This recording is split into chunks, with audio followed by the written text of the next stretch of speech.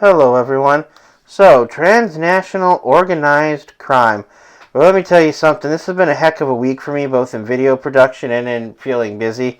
I've had one of those days where I want to, come home from work and just lie down and knock it up.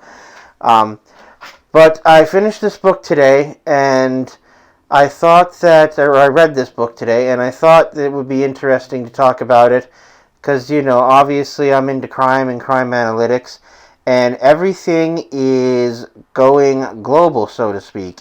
Everything, including crime. And there's a lot of multiple ways that can actually happen, and many multiple ways that's being done. You know, from, of course, the very high profile, much loved, at least much loved in the media, the Pink Panther gang, which is a group of people from, they might be from multiple nations or maybe only from Serbia, but they go around the world doing these high-profile heists. To, of course, networks that seem to be staying up and operating well past when the founders of those networks have, passed on or sometimes been arrested or murdered. So, this is an exhaustive list, and it covers everything from counterfeiting money to, black market goods, and even gets into terrorism especially. It talks about which regions are the worst for crime and why.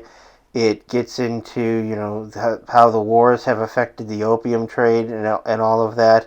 It also gets into, and this is kind of fascinating because we don't really talk that much about it, but it gets into links in violence in Central America and terrorism that happens in the Middle East, because there is connective tissue there. They do exchange goods, they do exchange monies.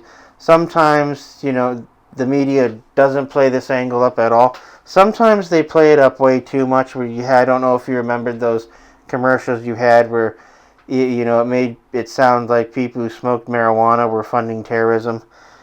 I don't think that looked good for anybody.